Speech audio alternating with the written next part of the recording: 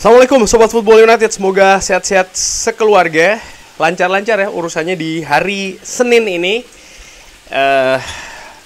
Ini kali ini gue ingin bikin review hari Senin pagi Manchester United waktu Amerika ya, berarti masih hari Ahad malam. Mereka mengadakan uji coba pre-season di Tour Amerika menghadapi Borussia Dortmund. Hasil, Sobat Football United gue yakin juga sudah mengetahui, Manchester United kalah. Sebentar, sebelum lanjut, gue ingin ngopi dulu. Ini kopi gue beli di Semarang, di Antara Kata. Kopinya enak, bismillah. Ya, jadi Manchester United kalah menghadapi Borussia Dortmund. Langsung aja ke reviewnya.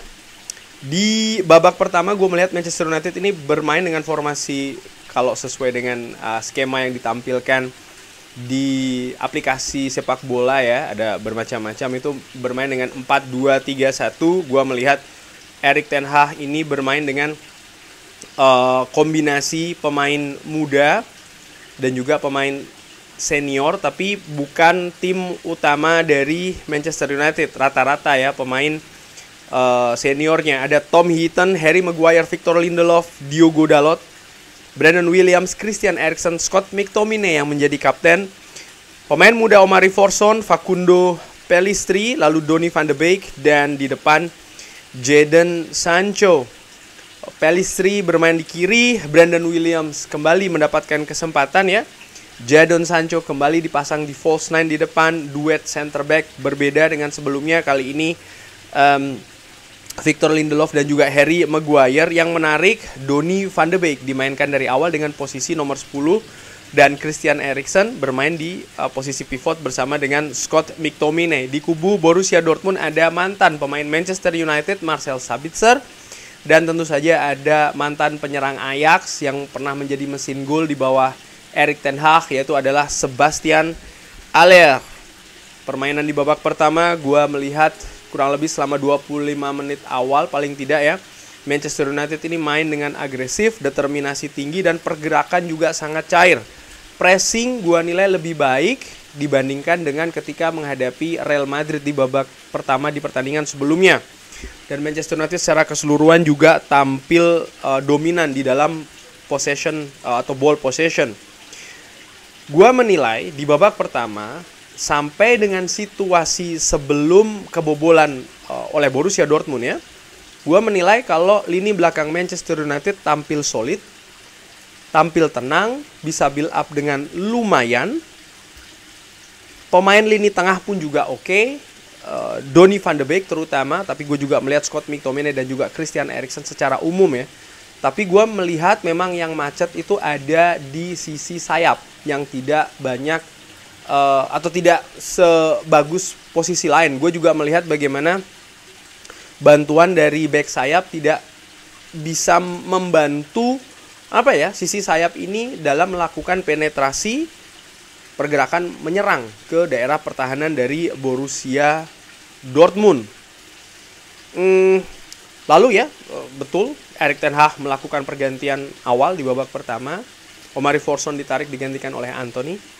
Yang menarik adalah bagaimana setelah Forson itu ditarik, Erik ten Hag tidak langsung membiarkan sang pemain ini berjalan menuju bench, tapi dicegat dulu dan ada pembicaraan di sana. Dan menurut gua ini penting ya, karena Omari Forson tentu saja pemain muda, supaya tidak down, mungkin juga diberikan koreksi langsung di atas lapangan, ataupun juga diberikan saran bagaimana seharusnya dia bermain.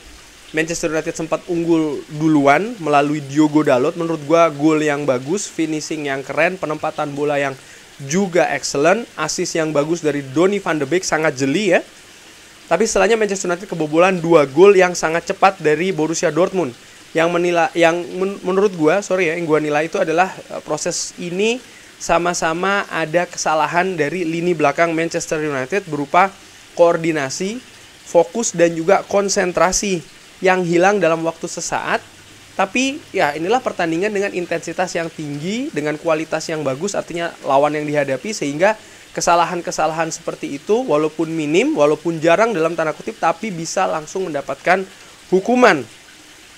Kenapa bisa demikian? Gua menilai yaitu tadi ada periode-periode di mana Manchester United terutama lini belakang di dua proses gol tersebut kehilangan konsentrasi, kehilangan fokus. Konsentrasi pun juga demikian, dan ini seakan-akan kalau gue lihat ya, ini sama seperti musim lalu. Ini salah satu PR terbesar di lini belakang Manchester United, di mana ada beberapa partai. Ini gue nggak mengamati hanya dari Harry Maguire dan juga Victor Lindelof, enggak. Lisandro Martinez dan juga Rafael Varane musim lalu ada beberapa pertandingan mereka tampil excellent, Manchester United tampil clean sheet, tapi ada juga beberapa pertandingan Manchester United kebobolan gol-gol yang sangat mudah. Kehilangan konsentrasi, kehilangan fokus, terutama di menit-menit krusial ataupun juga di pertandingan-pertandingan besar menghadapi tim dengan kualitas tinggi, dengan intensitas pertandingan yang juga tinggi. Dan itu yang gue lihat PR yang masih belum terselesaikan di pertandingan tadi, terutama di babak pertama.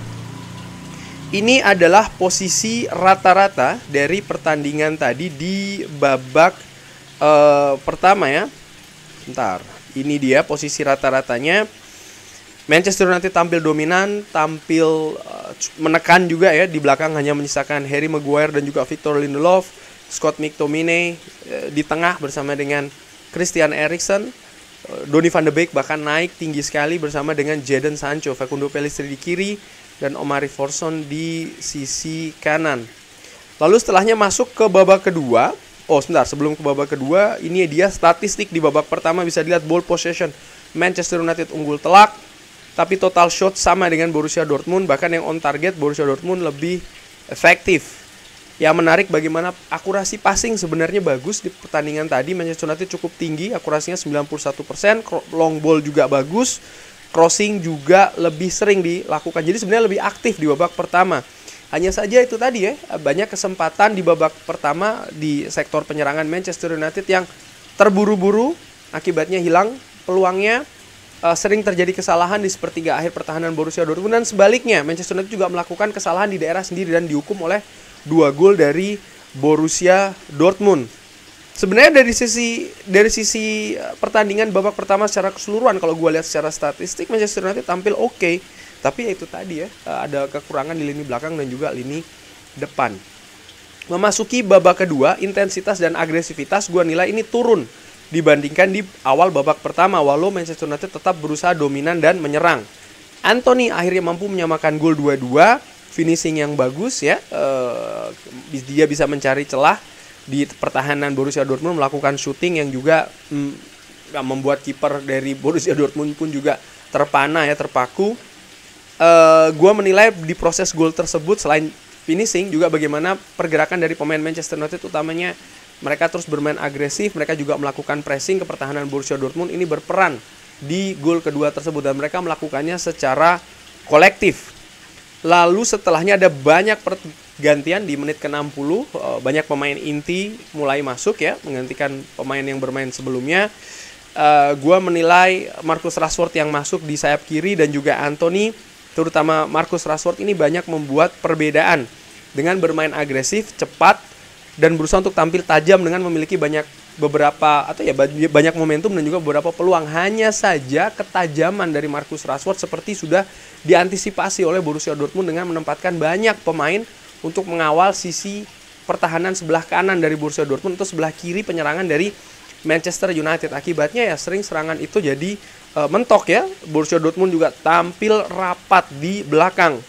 Sebenarnya menurut gua secara ringan amatiran, pertahanan ini sudah bisa dibongkar oleh Manchester United. Hanya saja ketika masuk ke sepertiga akhir, keputusan akhir ataupun juga finishing, serta ya lebih ke keputusan akhir dari passing yang salah mungkin ya. Walaupun sebenarnya pemain itu sudah berusaha untuk mencari solusi dengan banyak melakukan pergerakan, tapi sekali lagi menghadapi lawan yang memang tampil rapat di belakang seperti Borussia Dortmund tadi, Manchester United kesulitan, sehingga sering sekali keputusan katakanlah demikian ataupun bola yang berada di sepertiga akhir pertahanan Borussia Dortmund ini jelek, akibatnya tidak maksimal. Lalu ya akhirnya dihukum lagi oleh Borussia Dortmund. Gol ketiga, lini belakang kewalahan menghadapi transisi cepat dari tim lawan. Ini sebenarnya sama ya, lini belakang di babak pertama dan juga babak kedua gua nilai sama-sama melakukan kesalahan dan sama-sama kesulitan menghadapi transisi serangan balik dari Borussia Dortmund yang sering terjadi karena kesalahan dari pertahanan lini belakang Manchester United itu sendiri. Pressing Borussia Dortmund di daerah pertahanan Manchester United juga sering mengakibatkan kesulitan terutama bagi lini belakang untuk bisa lepas dari tekanan-tekanan tersebut. Bola sering hilang. Ini dia posisi rata-rata dari Manchester United di babak kedua di atas menit ke-60 setelah pergantian.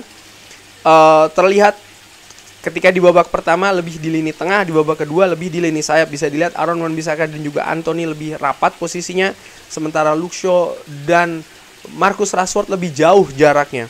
Lalu bagaimana lini tengah itu ada Casemiro di jangkar, lalu Mason Mount dan juga Bruno Fernandes, dan menyisakan Jadon Sancho di depan, yang selanjutnya Jadon Sancho itu digantikan oleh Joe Hugel di posisi depan. Tapi salah satu catatan gue adalah bagaimana Erik ten Hag yang kembali lagi memainkan dengan sistem false nine mengandalkan Jadon Sancho belum bisa maksimal. Gue nggak tahu bagaimana nanti dengan masuknya Rasmus Højlund, apakah akan memberi perubahan di sana, apakah akan bermain dengan sistem false nine lagi ataupun dengan sistem yang berbeda juga.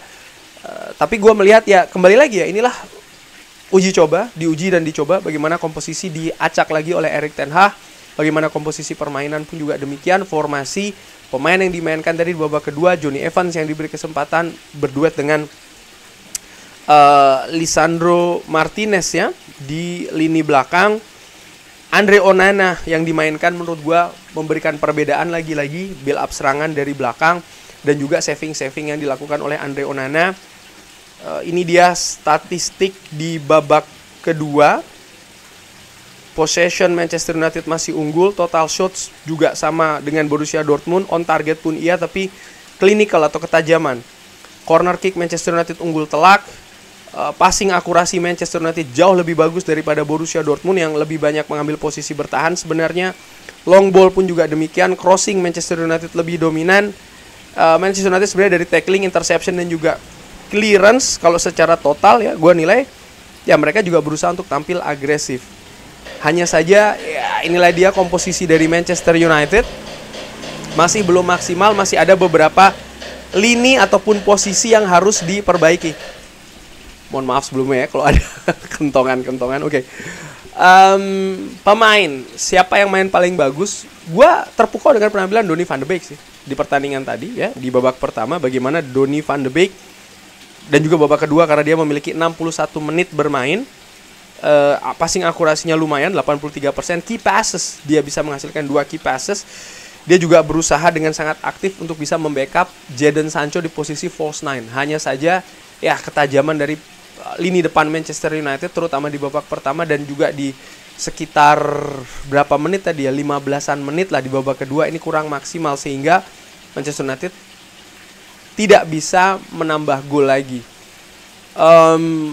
Perhatian gue tadi selain di lini depan juga lini belakang sih, dimana Manchester United masih tetap sama dengan musim lalu, artinya konsentrasi, fokus, ini tidak konsisten, belum bisa konsisten, dan ini menurut gue yang harus diperbaiki oleh Erik ten Hag.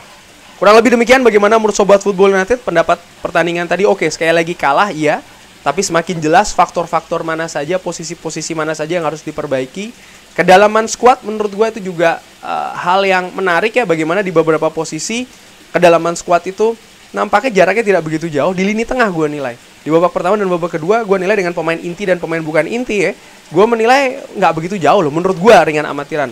Tapi di lini belakang ternyata pemain inti dan pemain tidak inti juga sama-sama tampil tidak maksimal. Lini depan jelas menurut gue butuh perbaikan. Bagaimana menurut Sobat Football United pertandingan tadi? Drop di kolom komen. Terima kasih sudah menyaksikan.